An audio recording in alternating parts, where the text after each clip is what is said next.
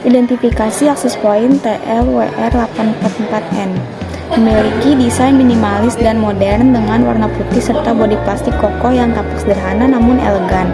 Router ini dilengkapi dua antena eksternal yang dapat diputar untuk optimalisasi sinyal dan lampu indikator LED di bagian depan yang informatif namun tidak terlalu terang.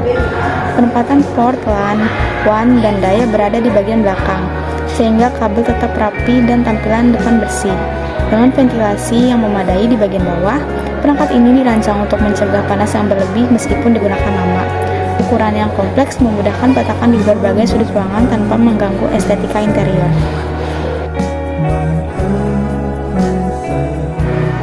Kelebihan dan kekurangannya. Kelebihannya yang pertama, mudah digunakan untuk memperluas jaringan nirkabel dari router utama. Yang kedua, desain sederhana dan tidak memakan banyak tempat. Yang ketiga, harga terjangkau untuk pengguna rumah atau kantor kecil. Yang keempat, fitur keamanan dasar yang memadai seperti WPA atau WPA2. Kekurangannya, tidak mendukung teknologi dual band 5 GHz. Yang kedua, port Ethernet masih 100 Mbps bukan gigabit, yang berarti transfer data melalui kabel terbatas pada kecepatan ini. Yang ketiga, tidak cocok untuk penggunaan yang membutuhkan bandwidth tinggi, misalnya streaming 4K atau gaming berat. Nah, internet ini menunjukkan bahwa akses point terhubung ke internet.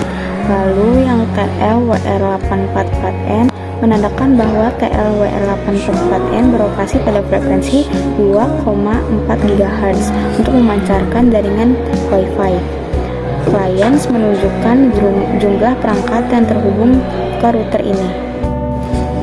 Connection type menggunakan Dynamic IP untuk memperoleh alamat IP secara otomatis dari penyedia layanan internet atau ISP. One MAC address, alamat WAN router adalah B01921EED32D. Internet IP address, alamat IP yang didapatkan dari ISP adalah 192.168.4 dan 149. Jadi, modem network map ini berfungsi untuk memberikan gambaran umum tentang koneksi internet, tipe koneksi, dan jumlah klien yang terhubung ke jaringan.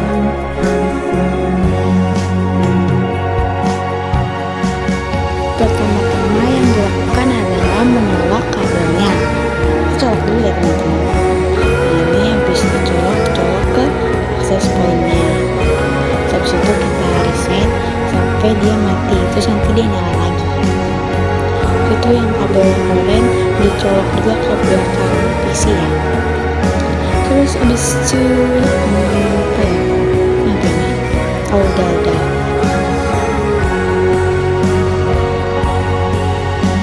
Nah, terus di sini kita masuk ke CMD.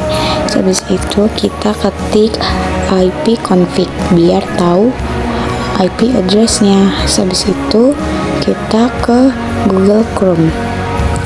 Terus kita ketik IP yang tadi.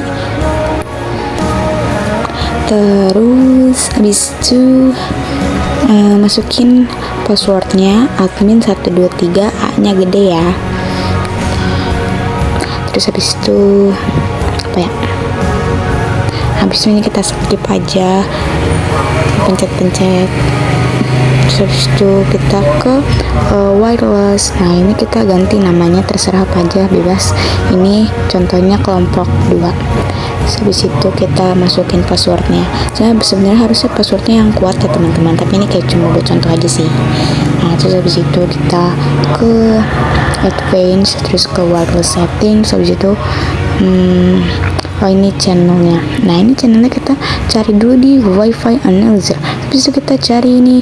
Nah, karena ini tidak ada nih ya, kita pakai auto saja, oke? Nah, udah nih, ini. Nah, habis itu ini kita autoin aja udah. Habis itu kita analisa ini kekuatan wifi-nya nih semana nih. Ini aku jalan sampai lab bahasa ya teman-teman ya. Nah, terus habis itu pokoknya ini kekuatan sinyal di depan lab bahasa.